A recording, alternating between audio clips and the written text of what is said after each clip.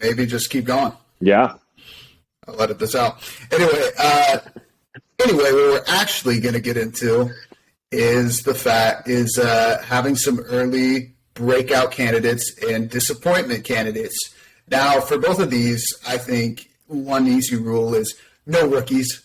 Rookies are obvious breakout candidates, and it's just kind of lazy thinking.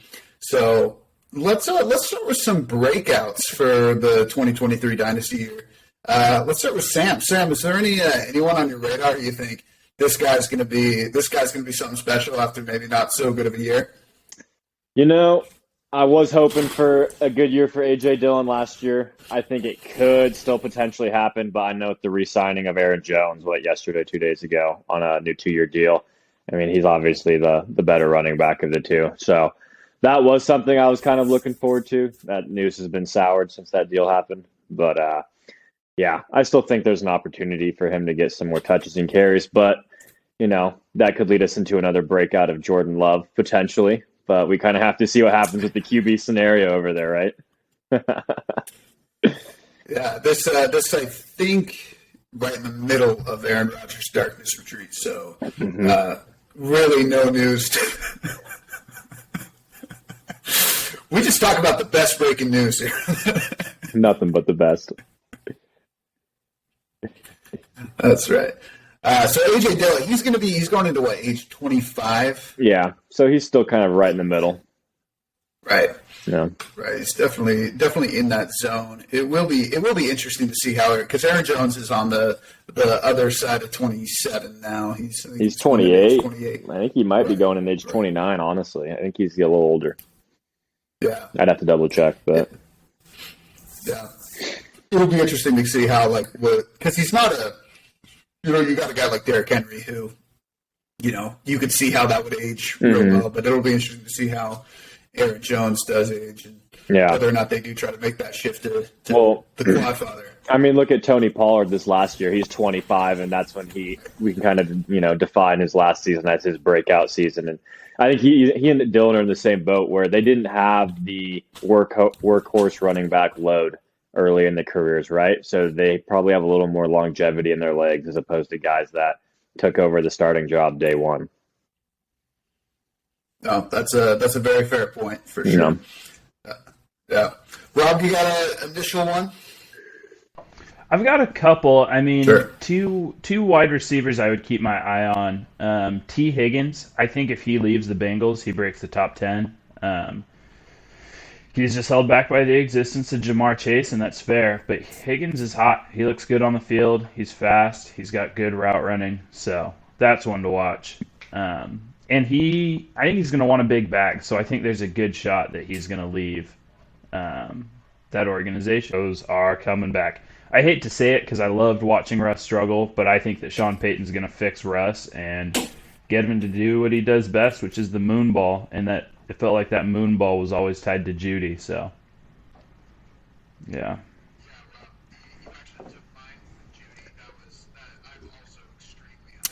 Yeah, Rob, you actually took mine with Judy. I'm also extremely high on Jerry Judy. He just has looked so good throughout his entire career, dating back to Alabama.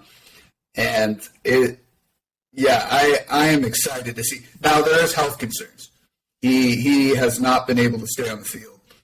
And so that might be something to note. But I definitely agree with you on Jerry Judy. Did you want to talk a little? Who's the first guy you said? I got distracted by Judy. T. Higgins. T. Higgins, yeah. Definitely kind of a weird one to call a breakout candidate, but I definitely agree with you. So I get that. He finished 18 in PPR, which is good. Like, you're stoked to have that on your team, but that's not a wide receiver one. Right. I think he truly is going to break into that wide receiver one territory where he's, finishing 7 through 10, somewhere in that top 10. And I don't know, man. I can't picture the Bengals keeping him in Chase, and they're not moving on from Chase. And so, what did he finish last year? Because I had him on one of my redraft leagues 24 prior year, and he got me to the championship. And he finished 24 the year before. Wow, I feel like his most recent season was worse than that season. but you're saying he He finished might have better. missed time that year, if I'm not mistaken, Sam. He may have. You might be right, yeah. Yeah. Okay. Yeah. That's something. Oh, you can kind of adjust from that. Yeah. I'm also high on Judy. I think that Sean Payton is one of maybe two coaches who could fix this Broncos offense. I think the other being probably Harbaugh. But that's something. I was reading something they were saying that Judy fits into that Tyler Lockett role for Russell Wilson.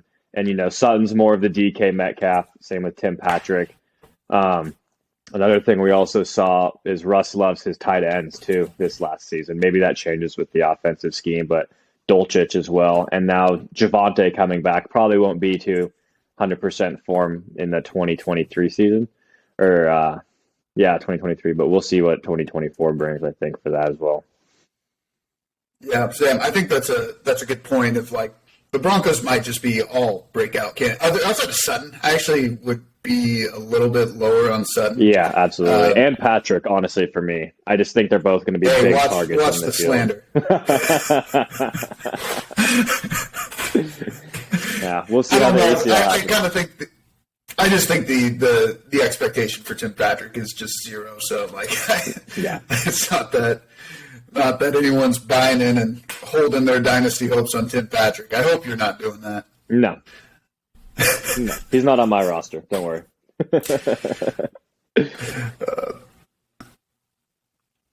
Yeah. He's old. And they signed him to a pretty big deal, right? Along with Sutton and Judy. They did. Yeah. They did. So we'll see coming back. I mean, he did tear his ACL like in training camp. So it might be one of those situations he's had enough time. But again, that's if you're looking to acquire Tim Patrick, it's a flyer. Not anything else. 5th round only. Yeah. Yeah, 5th round. But I think that whole Broncos offense steps up. I think I said this on a previous episode, but Sean Payton's not going to come out to join a loser. I think he got to pick a little bit. I think he got his pick of what crappy team he went to, and he said the Broncos were a team he could work with, a team he could fix. And so I think they're worth an investment if you can buy anybody for the cheap right now. Yeah, I'm sort of, we're 3 Seahawks fans here, and I think the sharp drop-off of Russ is kind of inexplicable. Like, almost to the point where it just almost has to be, had to be coaching, it had to be something. Hackett was just over his skis. Well, I think you can tie the Broncos Russ's underperformance in. It was exceptionally bad, like historically bad, but even Brady, when he left the Patriots and he went to Tampa, the first 7 games in Tampa the question was, is Brady washed? Is he done? And he is the greatest player of all time. And it took him half a season to adjust. So if it takes, the best to ever do it, 6 or 7 games, it's not shocking it would take Russ 15. Yeah. Especially with the weapons over there in Denver, right? Yeah. Yeah, fair point.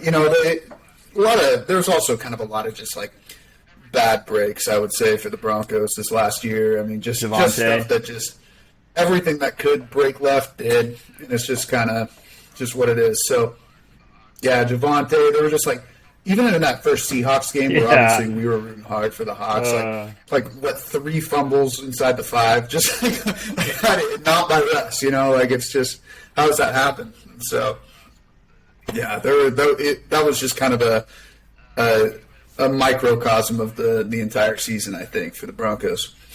Anyway, so for me, I had a few backups in case anyone said Jerry Jeudy. One guy for me that I think, and this is going to depend a ton on what they do at quarterback, but I really like Drake London. I think he has a ton of talent. The issue is the Atlanta Falcons need a quarterback who can throw the ball.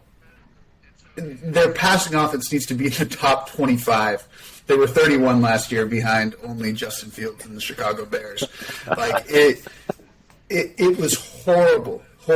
And so, and this really, you group in Kyle Pitts with this too, but But for London, who wasn't necessarily as high, I think Pitts is just looked at so highly that tough to call him a breakout. But for London, you got Garrett Wilson, Chris Olave, all these rookies from last year. Excuse me. Who a lot of people are really high on and kind of thrown London by the wayside.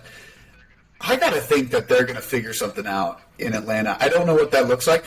I was shocked by this when we did our quarterback episode. I didn't know this. I had to go back and look. Their offensive line is actually really good in Atlanta. I had no idea. Their defense sucks. But, man, their O-line's good. If they can get anyone in there who can throw the ball better than Marcus Mariota. That's the question. Do you trust the Falcons organization to go and acquire a quarterback that can utilize the weapons they have? And I don't. You have named my disappointment as your breakout candidate. So. Yeah.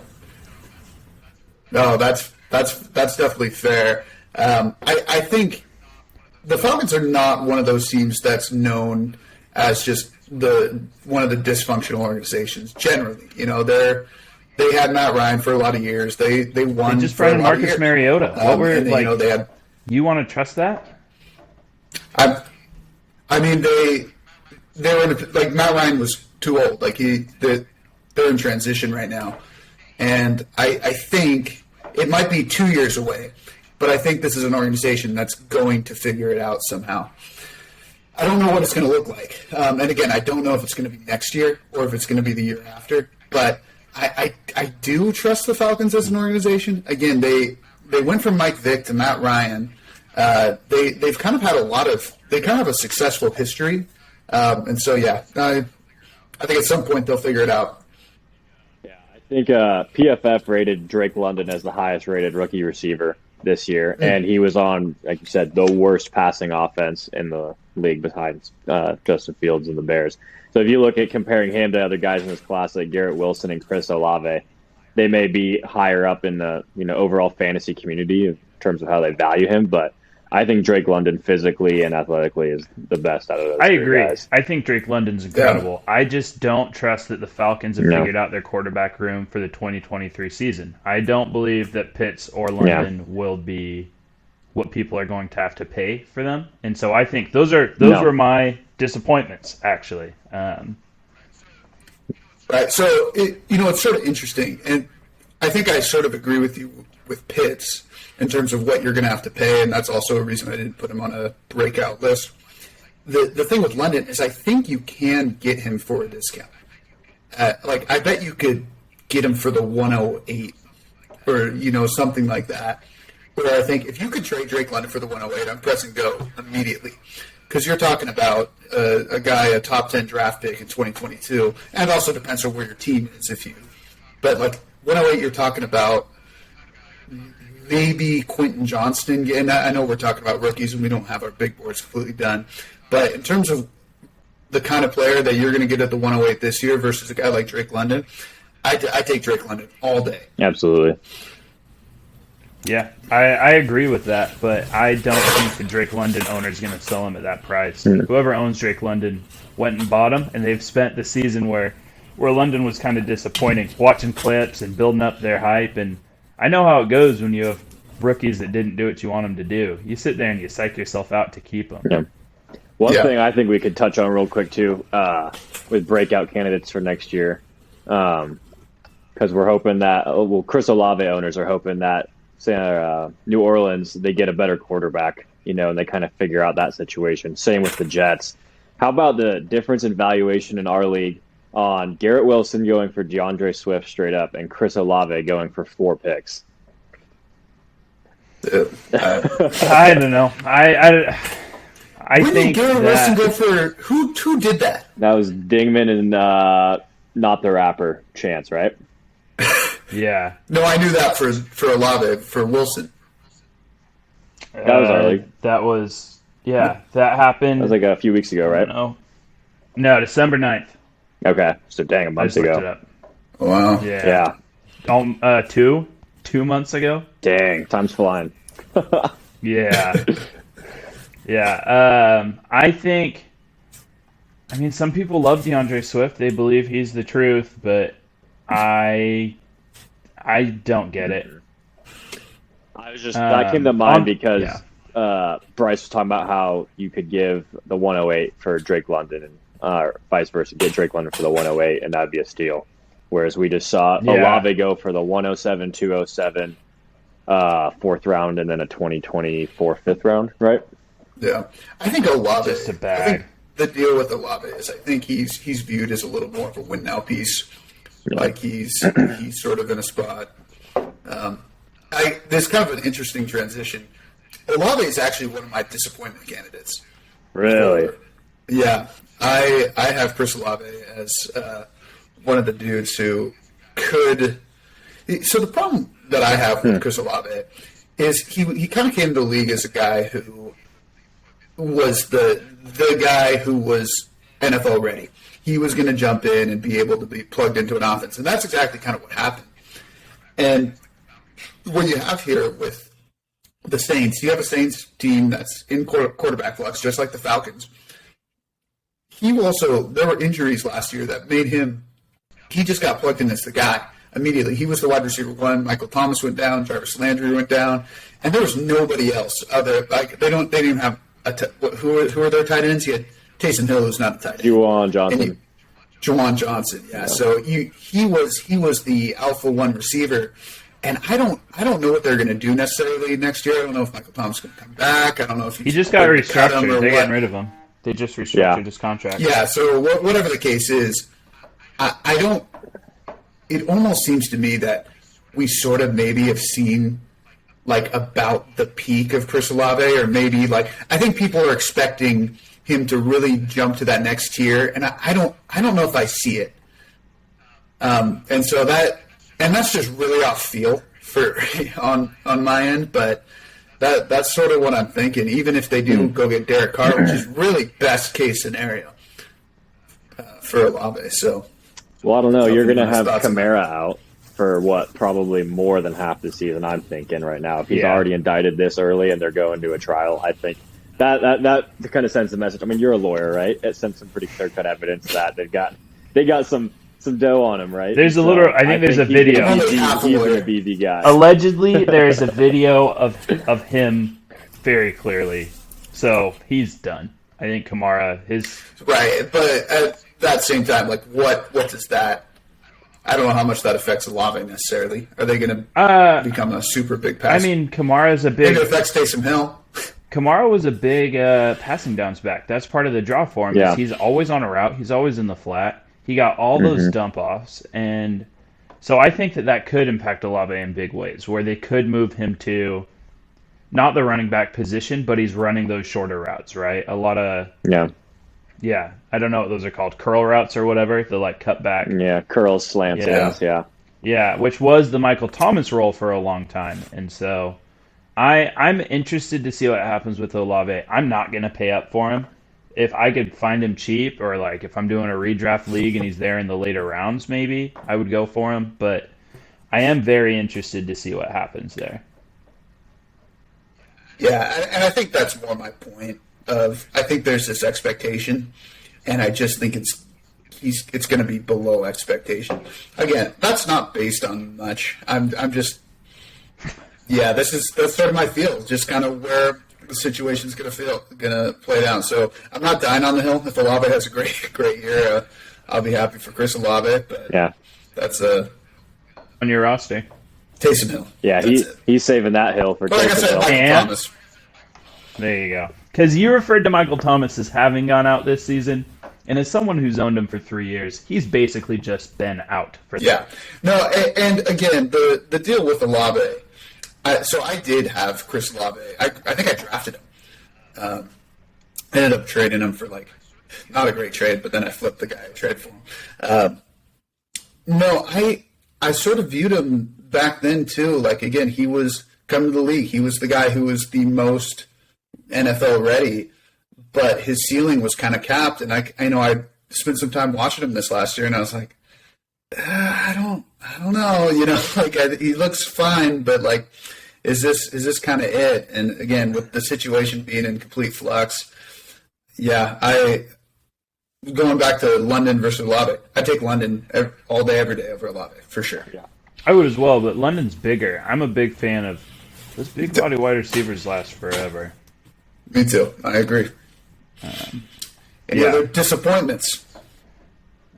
I mean, it's not a disappointment, but you see DK jump like 12 feet in the air a couple days ago. I think that was edited. Yeah, I saw someone they moved it to slow mo. Oh man, I really thought that was legit. I was like, oh my gosh, we've got a new play. Just throw the ball as high as we can, and DK catches it. Yeah. Well, I think that says something though about his athleticism. That's actually somewhat believable that he could jump that high, right? You know. So he was dunking all over everybody in the All-Star game. I saw that. He's a guy I've been talking to Jason about because we're both big Seahawks fans, and I'm a huge DK fan. And I just don't really get why he hasn't broken out yet. He has the physicality. He's stronger than every corner in the league. He's bigger and at least as fast, if not faster, than most corners. Right? And I don't get it. You know, I think it's clear. Tyler Lockett broke 1,000 yards. DK broke 1,000 yards. Kenneth Walker broke 1,000 yards. Seattle has done a great job of spreading out the ball, and it is limiting DK's fantasy ceiling. Yeah, I think he also kind of has some bricks for hands at sometimes. Like he's dropped some passes that you're like, all right, you know. So no, with DK too, you know, you all remember coming out of college, the cone drills. You talk about the bricks for hands. There is a limit. He's a freak athlete, but there's some limitations, and I think that's just a reality of it. And I think I don't know what we're seeing with DK, as at least from real life. It's great. I love DK Metcalf. Yeah, tough to complain. But is there a next tier that he can get to? The Calvin Johnson tier. Not. I want to see him hit the. I wanted him to 7 tier. Yeah, he finished at 7 in the Let Russ Cook season. So I mean, there's hope. Yeah, I just think Seattle runs the ball too much. Pete Carroll loves to run that ball, and well, when Lamar Jackson takes over, I think it'll definitely. No, Geno's coming back. So one of my potential, I wouldn't call it a prediction, but something to watch. I do think if Seattle has anyone under center except for Geno Smith, I mean, obviously, like if they somehow acquired Aaron Rodgers, this isn't applicable. But if it's any of the rookies, or we go pick up some mediocre mid-tier quarterback, I would sell all of our wide receivers. I think that I think Lockett and DK finish out of the top 20, out of the top 25. I think they look really bad if we bring in a different guy. With rookies, obviously you hold on, but I still think with a rookie QB under center, none of these guys look polished enough that the Seattle wide receivers will continue to benefit like they have. Yeah. So. I think the only thing that I've been seeing, and maybe this again, not to go too deep into the quarterback potential stuff, I have seen the idea of taking Levis at 5, but I think that would still involve Geno being the quarterback in 2022 or 2023. I mean, but anyway, your point's well taken. I think that point is legitimate for kind of like every rookie quarterback that could potentially, wherever they land, temper the expectations. I have one real quick I wanted to touch on, and it's a guy I actually own in terms of disappointment, and that's Christian Kirk. I am concerned about Christian Kirk. Okay, Ridley. Let's go. Look, I think that offense does continue to improve, and it might be okay. There's a decent chance the Jags draft a tight end. And so Evan Ingram might not come back. But Christian Kirk was kind of the alpha dog for just based on there wasn't anyone else there. And I think the Jags do address that, whether that be Ridley, maybe they do draft Jordan Addison, maybe they get JSN. Mm-hmm. But I'm concerned. I think he finished as a wide receiver 11 this year, and that's one of those situations where it has to be the peak. Mm-hmm. And what I'm hoping is that it's not another Hunter Renfrow situation that happened this year, where they got Devontae. And Devontae and Ridley are not the same player, but definitely a concerning situation. Yeah, I think he's kind of like Mooney, where they're smaller guys and they're more of a wide receiver 2 on a team than a wide receiver 1. Right. You know, they're not built to carry that role. Right. And, hey, slot guys can be elite fantasy guys. Wes Welker. Amon-Ra, Cup. Yeah, it could be awesome. Like, it just could improve potentially, but we'll see. Yeah. Jelani Woods, breakout guy. He's the backup tight end on the Colts. You can get him cheap. I just think, I don't know. I know I said it before and I got dismissed, but I'm saying it again. I think he is the most athletic tight end ever drafted, if my memory serves me correct. More so than Pitts even, but he's just under the radar. And Mo Alley Cox, I think his contract is up this year. I was trying to look it up. But he's getting paid a ton of money because he can block like crazy. Mm-hmm. But if they move on from him, keep your eyes open. I mean, he finished at tight end like 30 or something. If he finishes in the top 12 and you traded a third-round pick for him, that is a win. So. Yeah. I like that. I also, the Colts passing situation can only get better, right? Yeah. We hope. It can. I don't think it can get worse. You know, I mean, if they decide to just run it with Nick Foles, I would call that worse. That's probably true. Sam Ellinger. You know who I kind of like on the Colts is Alec Pierce. I think he's under the radar kind of. He could be a wide receiver 2 on a fantasy team. Okay, that's a fair point. He's a big dude. I didn't realize how big he was. And he's fast. Yeah, definitely an interesting guy. I didn't watch him like at all this year, but every time I looked, I was like, man, he looks like he might be good. Yeah. So Sam, any disappointment candidates? Well, I know I already have mine from last year, Justin Herbert. So I'm kind of hoping that the Chargers figure it out. You know, the fact that Geno Smith and Kirk Cousins were better than Justin Herbert this last season, I think says a lot about how high the expectations were for him and how short he was in meeting those. I think disappointments. I'm trying to think of quarterbacks, honestly.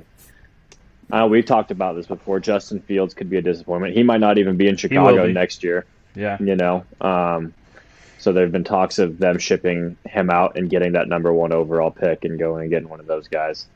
Who called that in the QB episode, Bryce? Yeah, I know you did. It was solid. I mean, I think there's been more media hype around it, but I don't know. I haven't seen any like concrete evidence that they're shopping yet. But I know like Kyle Hurt's been on that train for sure. I don't know. They could. Yeah, I'd say disappointment. Let's go Brock Purdy. I think that Trey Lance comes back and honestly gets the job, and I think the hype around Brock Purdy right now is as high as it's going to be. I think he had a really good year, but I've been seeing some stuff on Trey Lance where, you know, I think we talked about this. Game 1 was a monsoon. I don't think you can put any value out of that game. In the second game, he has a freak injury in the first half, so we really haven't seen him. And I think the quarterbacks that have that rushing value, when you plug them into an offense like the 49ers and you have Debo, McCaffrey, or Lance that can all run the ball effectively, defenses, they're going to have a very hard time with that. And I think that's something that makes Shanahan very happy. Yeah, I love that take. I'm a big fan of how that played out. Brock Purdy definitely cost me sleep, so we'll see. Yeah. I don't necessarily disagree. I think there's a lot of paths for Brock Purdy to not be a good fantasy asset. Mm-hmm. And only a pretty specific path for him to be a good fantasy asset. So I would also put him in the category of disappointment. Mm-hmm. Rob, any other disappointments you? I was looking. I was scrolling through trying to think of anybody I missed. Honestly, a big potential one is Ramondre Stevenson. He was awesome this year. He looks great on the field. And Bill Belichick hates having the same running back 2 years in a row. I don't know why. He's got some personal thing against the running back position. Maybe they stole his girlfriend in high school. I don't know. But he is he refuses. I mean, Damian Harris looked great last year, and then what was he this year? What did he finish? Did he finish relevant? He was hurt. He's injury prone. Oh, was he hurt? Yeah. But I think Ramondre's a guy. Maybe you can sell him high right now. Maybe do. Yeah, that's a really good call. I think there are certain teams, for whatever reason, they just like to have the rotation of backs. I'd say that about the Niners back too, if it wasn't Christian McCaffrey, Yeah. So, did you guys see the stat on McCaffrey's points per game when Elijah Mitchell was healthy versus not? It was like an 8-point difference. It was worse. It was like a 24 PPG versus I think like a 16, if I remember correctly. Don't quote me on it, but the 24 when Mitchell's gone. Yeah, because of the red zone carries that Mitchell gets, he's more of a bruiser, right? Yeah, that makes sense. Plus, if you have Christian, you go for it, Rob. Oh, if you have Christian McCaffrey, why not pull him from those bruiser runs, right? Keep him healthy. I mean, this is a guy that is the best running back in the league potentially, but injury prone. And so if you can pull him on some snaps, that makes sense. Absolutely. Yeah. Yeah, the Niners are one of those teams that just maybe too many weapons. Like in terms of, for dynasty, fantasy football value, you might be in a situation where it's like, dude, Ayuk's good, Debo's good, McCaffrey's good, Mitchell's good, like Kittle, and even the quarterback, taking red zone snaps, particularly if it's Trey Lance. It's like, geez, Louise. I mean, we saw the fall off of Debo this last year, and he wasn't like he was bad real life. He just had to spread the love a little bit. So that's definitely something to keep an eye on. But anyway, guys, is there any other last minute disappointments or breakout candidates? I do have one real quick that I do want to touch on. To call him a breakout's wrong; it's more of a bounce back. But Darren Waller is a baller, and I think people forgot. A lot of weirdness last year, injuries, contract stuff. Yeah. Dude, if stuff's relatively normal for Waller this year, he's right back in the top echelon of tight ends. Oh, yeah. When he's catching balls from Rodgers, I mean, he's going to be balling out. Exactly. So that's just one to keep an eye on that I wanted to touch on. But anyway, guys. Oh, go for it, dude. I was just going to say, what do you guys think of the Miami running back room? What are we thinking there? Are they drafting? Are they? Yeah, I mean, thumbs down. That's fair. But like, what's our predictions there? What do we see happening? Zach Charbonnet. Okay, so UCLA running back. Yeah. They have to draft or trade. Their guys are too old. Jeff Wilson and Raheem Mostert. Yeah. They are pushing like a combined age of like Saquon. 60. Can you imagine? Is it even like mathematically possible for them to sign Saquon? Like they can afford him? No. Yeah, no chance, right? I mean, they're still not paying Tua, right? No, they're going to dish Gesicki, though. That'll be some cap space they'll free up. Yeah. I think Tua's still on a rookie contract. Yeah. Honestly, they should hope Tua's not on a rookie contract because he hasn't done enough to be expensive yet. There's too much risk going forward with concussions to give him any money. Yeah. Oh, yeah. Yeah. Well, we'll see what it is. I think another one. All right. Oh, dude, don't close. Screw it. We're never closing. Yeah, I was going to say, dude. I don't got nowhere to be. We got plenty of guys we can talk about. Come on now. We could talk about James Cook if Devin Singletary bounces from Buffalo. I thought he had some pretty explosive plays last year. He's small. He's not a big running back, but yeah. I think he looked great. Yeah. I just don't believe in Bills running backs. Devin Singletary's been so trash for so long. Yeah. Yeah, I've also James Cook was actually one I thought about bringing up in terms of breakouts. I have seen some mocks with Bijan going to the Bills, which is kind of I don't think that happens, but I have seen it. But to Rob's point, Bills and Chiefs, like even Pacheco, like he was startable, like he was flexible in fantasy this year. Yeah, like. Pretty much throughout all these guys' careers, Pat Mahomes and Allen, you haven't had a high level back or Yeah. even like a RB2. It's just been like they're just like a nice side dish to the offense. So Yeah. Yeah. Well, the Bills do I need to don't see upgrade it. their wide receiver room because Gabe Davis hasn't lived up to the hype. Dawson Knox, they paid him a lot of money and he regressed. So really their only receiving weapon was Diggs. And so maybe that's something where they could involve Cook more if they don't go out and get another wide receiver. I Well, wanted they've to got name. Khalil Shakir. Who? Yeah, I wanted to name Gabe Davis as one of my disappointments for this season, and Yeah. when I looked this morning, he finished at like 35, and so can't really name a disappointment as continuing to do what they do. Yeah. I think that the Bills are going to trade for what's his name, Hopkins, DeAndre Hopkins. Yep, I think that they go and acquire Hop. I've seen Maybe him go to the I- Ravens. The Ravens. Yeah. Yeah. Ravens got to lock up Lamar first before they Yeah, talk about they're not trade. making any moves. Yeah. But That'll- I don't see that going poorly. Like, that makes sense. Yeah, it'll be interesting to keep an eye on what the Buffalo Bills do this offseason because I think you're right. Gabe Davis really hasn't been the guy. I do wonder if maybe what they need is because Gabe Davis is a field stretching guy anyway, which oftentimes are not huge fantasy assets. Yeah. I do wonder if maybe what they really need is that kind of elite underneath guy. I know they were hoping that was Isaiah McKenzie, and it kind of didn't work great.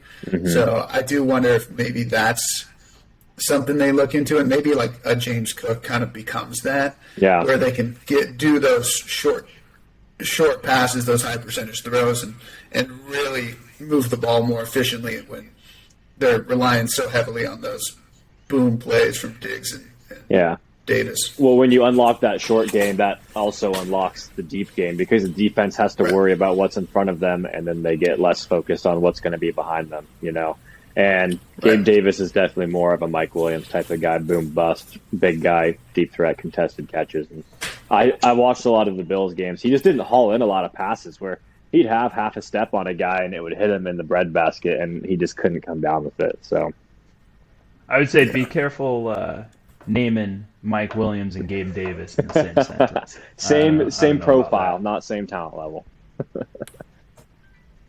Yeah. Yeah. No, I get what you're saying though. That Yeah. Yeah, I see the profile. All right, I'll back From a off. physical and player profile standpoint, I think they're Yeah, similar. that But makes from a sense. talent wise, no. I think Mike Williams is definitely the better route runner, better hands, and that's why he Fantasy-wise- plays better. Yeah, fantasy-wise, Mike Williams was definitely disappointing last year. But watching him play football, you're like, oh my goodness. Yeah, Can Yeah. you ever miss a catch? Like every catch, he's toe tapping the boundary. He's pulling the ball in one hand. It doesn't matter. There's a reason he's always injured because he is throwing his body out there every play. Yeah. Yeah, Mike Williams will also be an interesting guy to watch this offseason, kind of see what the Chargers do with Keenan and kind of see there's also a decent shot they look for either wide receiver or tight end to open the draft, and so that could be that could shake things up a little bit, maybe not a ton, but again, I think Keenan Allen, that's one of those symbiotic relationships where Keenan Allen is very good Mike Williams. Keenan Allen is very good for Mike Williams. There we go. yeah, I had it right the first time. So, Yeah, I don't disagree. Yeah. yeah, we've seen it with Keenan Allen out. It's like Mike Williams becomes the Alpha X guy, and it's just, it's not the same. Keenan Allen needs to be there to take those underneath stuff to really open up the deep threat for Mike. So, When did we see Mike Williams without Keenan Allen, other than when Mike Williams was injured? the Chiefs game was one of them. The Chiefs game. yeah, He there played are a 9% of few. snaps in that game. 9%. He missed 2 weeks before, 2 weeks after. I'm just throwing it out there. He was injured. It's good to know. That still doesn't Yeah. negate the point that I think is I don't- generally accepted. Yeah, I don't disagree. I mean, there's a lot of guys that do better when they're not in double coverage. I mean, look at A.J. Brown versus Devonta Smith. It felt like one of them would go off for a couple weeks. He gets double covered the next couple matchups, so the other guy goes off, and it flip-flops, right? I mean, yeah. Yeah. I got two more disappointments if we want to keep going. I think the Bucks receivers are going to take a hit. Godwin and Mike Evans. Mike Evans, he's put up 1,000-yard receiving season in every season that for the past 8 or 9 years he's been in the league. It's kind of quiet on some of them. Like this last year, he didn't hit it, I think, till week 16 or 17 maybe. But without Tom Brady and I don't know if they stay with Kyle Trask or if they go for someone else, but they're going full rebuild. So I've seen some mock drafts where they take Bijan as well. But I think both those guys are going to regress next year. Yeah, I think that's fairly obvious. In terms of like calling them disappointments, I think they might actually be, particularly Godwin, might actually be great buy low guys. Mm-hmm. I think because I think the writing's on the wall with Brady. Obviously, they're not going to be the team that they were. But if you can get Godwin or Evans, but either of those guys at a reasonable price, and then somehow they go out and get Jimmy G, they get Derek Carr, and they're able to at least put up comparable numbers, especially with Godwin from last year. Last year he was dealing with injuries and was hardly. I didn't follow the Bucks completely, but it was like, what's up with Godwin? I know to start the year he was so he's in it now, and if he comes back healthy this next year, and there's at least a competent quarterback under center, could be a good situation. Yeah. And I think what's going to happen too, we talk about the NFC South. It does seem to me that there are teams in the NFC South who are just going to try and go in and try to win the division because who else is going to? Yeah. And I think the Bucks are one of those candidates to be like, hey, let's run it back. The Falcons are rebuilding. The Panthers are probably going to have a rookie. The Saints are in cap hell. Let's do it. Yeah. Why not us?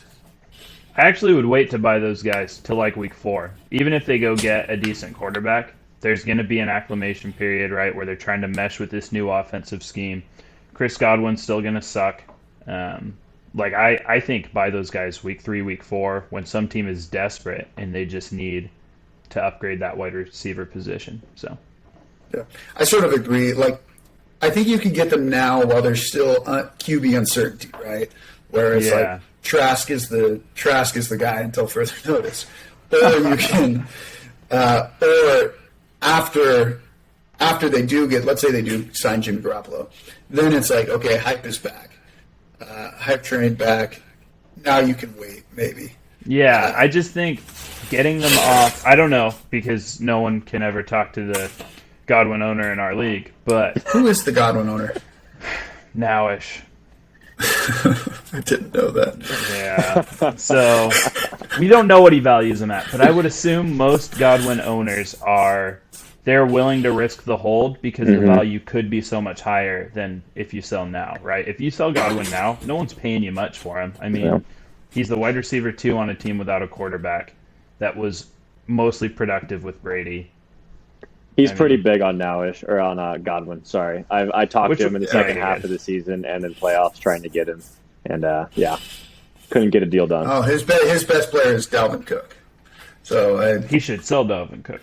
Yeah, he should. And enter a rebuild. Yeah, that team's in hell. I mean, one of these days we're gonna talk about what to do with a. How do I say this delicately? A team that maybe unresponsive. I would say a team that maybe makes less than logical moves. Bryce, I don't know how to tell you this, but the things you're saying about other rosters right now, I think that there are Trevor Lawrence, Breece Hall, Jordan Love in 2 months. Wow, we just went off a steep cliff there. See our previous episode for already set bet lines. Hey, like I said, it's gonna be good. I am not convinced that I would take your roster over Nowish's if I had to pick one. Dude. Yeah. I'm down to. Guys, hold up. One thing I did notice while you're looking something up is he drafted Kyler Murray and Russell Wilson So we had $500 budget in our auction draft. He drafted them each at over $100, and they didn't make it till the end of his first season. Yeah. Yikes.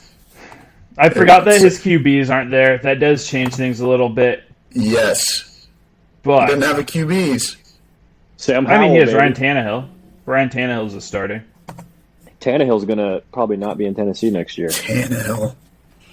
Did you guys see that? Tannehill. Yeah. He might go to the Jets. I think I saw the potential landing spot. So. I think that could be good for the Jets to make a Super Bowl push and lose in the second round of the playoffs. Yeah. I don't know. Give me a Tannehill is second, good. guys. He's not great.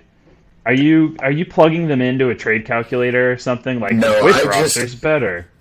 Dude, I just you can't justify saying that, dog. Like it's there's just no way.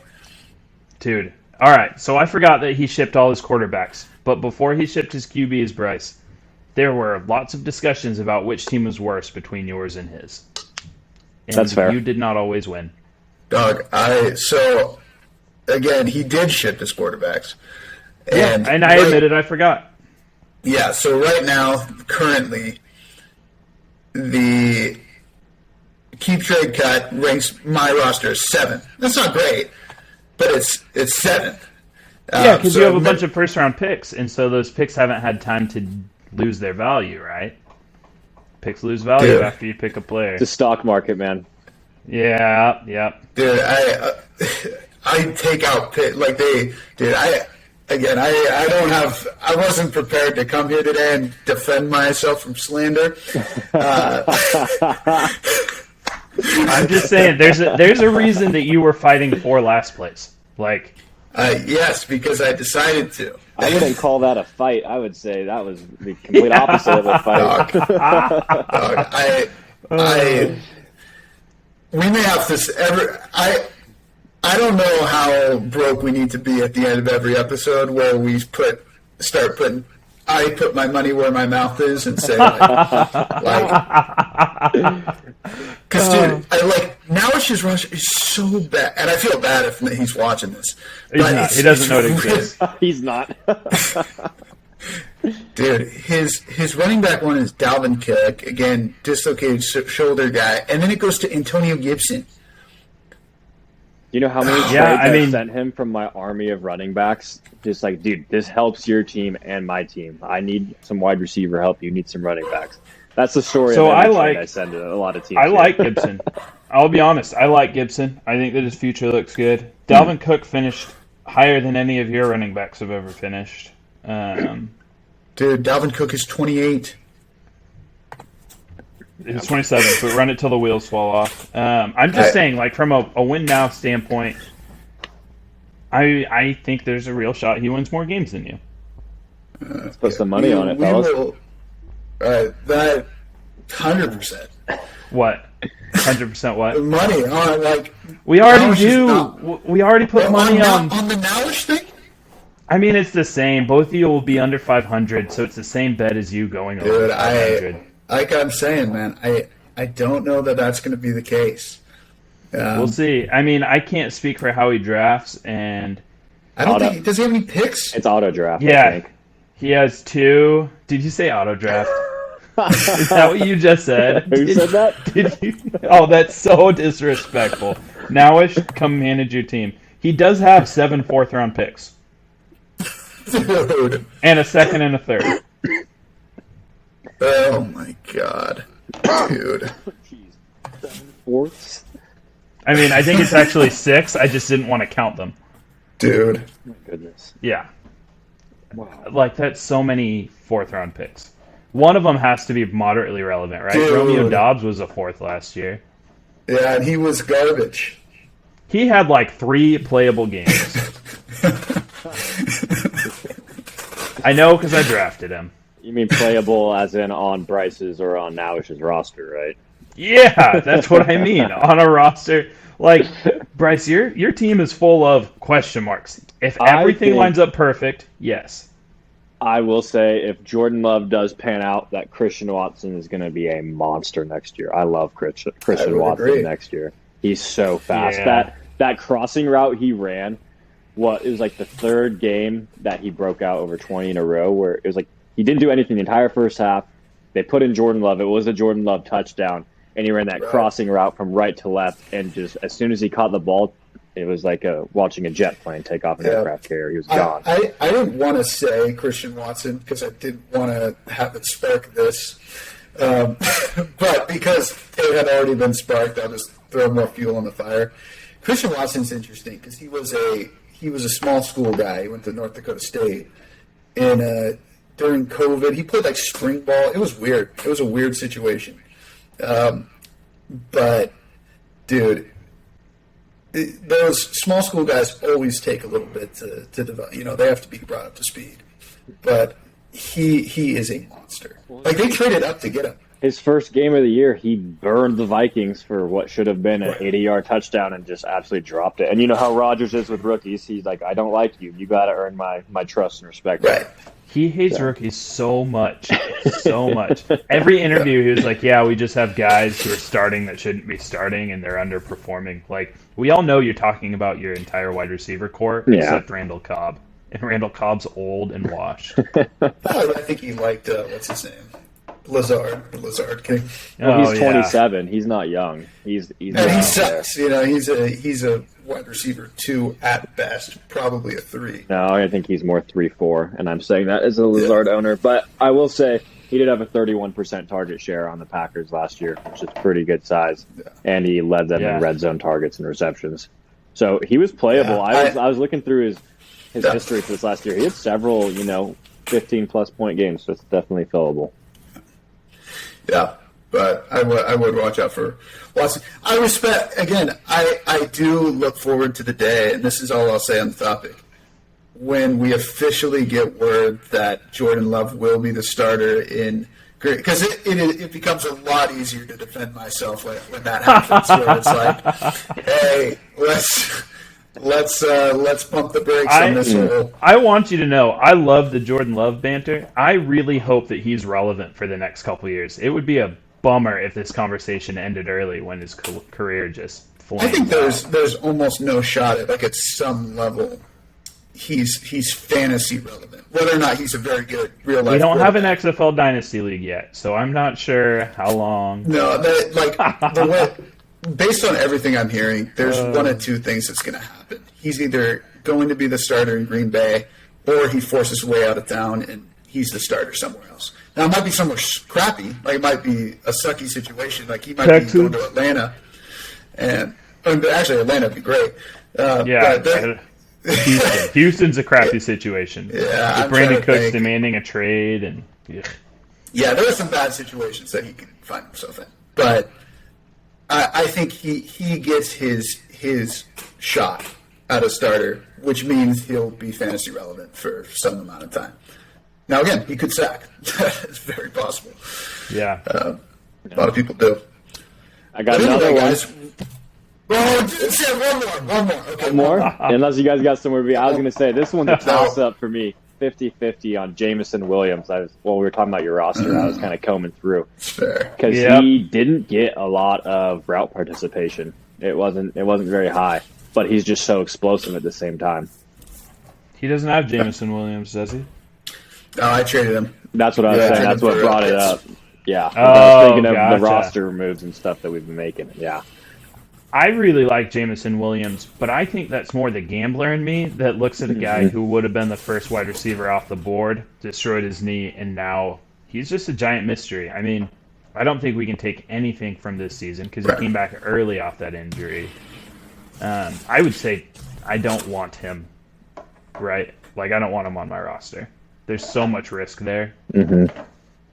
Yeah, I think the issue beyond the injury, which I'll just throw out, is he'll probably be fine coming into next year. But I think the big issue with Jameson Williams is he is so fast. He might just be a field stretching guy, which again valuable for the Lions.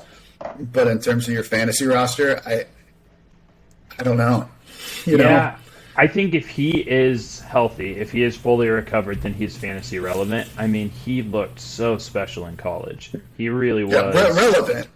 Yeah. But in terms of, like, what echelon is that? Like for sure I mean, relevant. he would have been the first wide receiver off the board. I think that's something worth looking at, right? Like, I don't know. I think So was John Ross. That's John Ross, the guy who broke his back, or is No, that who am I thinking Huskies, of? University of Washington. he was the guy who was so fast. He was ridiculously fast. Gotcha. He had some. He was good in a sense because he was just so fast and he stretched the field. But Yeah, in terms I was of thinking Justin Ross. Just oh yeah, gotcha. He's the guy that ran the 40 in Adidas as kind of a middle finger to Nike, because I think if you break the 40-yard record in Nike gives you an island or something crazy. I think Oh, that's really? what it was. Yeah. and he broke it in Adidas. Yeah. So That's kind of awesome. yeah, That's pretty baller. it was baller. Yeah, that's a ball. But anyway, I'm not saying Jameson Williams is John Ross, but it's definitely Amon-Ra is the Cooper Cup in Detroit until something changes. Yeah, that's fair. So, and it may even be like they're not the same receiver, they're different, but it may even be kind of a Keenan Allen, Mike Williams kind of situation. Lockett, DK. Yeah. Detroit's been a speculative landing spot for Evan Ingram this offseason from the Jaguars. Yeah, which I like that. I'll I be think it's a interested. sweet fit. I'm interested to see what they do at tight end. I mean, they sold the Hawk, and so Great for Rob owners, huh? yeah. Yeah. So, I don't know. The lines don't make any sense to me. I've tried to call what they're going to do for the last 2 years, and I'm always wrong. I thought Amon-Ra was a fluke. I was wrong. I'll tell you what, I think the Lions are going to be this year. That's good. I think they're going to be good. And I would invest in that offense no matter what it was. Except for DeAndre Swift. I don't think I would invest in DeAndre Swift. But, I think it's going to be a lot of fun. Whoever they have at tight end, I would go get. They might draft a guy. There's like a lot of them mocks have like 4 tight ends going in the first round. It's crazy. Yeah. So like Michael Mayer, Don Kincaid, or just a ridiculous amount. So maybe they go do that. Yeah, Jared Goff is the first overall pick at some point. It's good stuff, and I like what's going on in Detroit. I mean, they're still the Lions, so they might do Lions things, but could be awesome. Yeah, they could be awesome. Yeah. Yeah, and it could be something you want to invest in. Yeah, especially if their defense doesn't get better. I mean, they have to score so many points to win games. That offense is worth investing. They in. turned it around in the second half of the season. Their defense actually stepped up a bit. I'm a big Dan Campbell fan. I think he's awesome. Oh yeah. Well, you have Aiden Hutchinson, the edge rusher, who now is looking like an elite guy in this league. There's a lot to like there in Detroit, and I hope it all works out. And I hope for Dan Campbell's sake too. Oh, I mean, I don't think I've ever met someone that doesn't like Dan Campbell, right? The player turned coach. It's just he's incredible to watch, and his interviews are hilarious. I mean, he's just so blunt, and then he moves on with his life. It's great. Yeah. Wasn't he a big old blocking tight end? Isn't that what he did? Yeah, I think so. Yeah, that's fantastic. Which makes me worry that part of why they traded the Hawk is the Hawk wants to catch passes, and Dan Campbell's like, no, tight ends block. So that is a potential narrative that could be the case. But anyway, guys, I do have to get going. But it's been awesome kicking it. Thank you for watching. It kind of devolved a little bit at different points. But that's how it be. That's how all good podcasts are. But gentlemen, I'll have this episode out soon. And thanks for watching, guys. All right. Probably put the Wednesday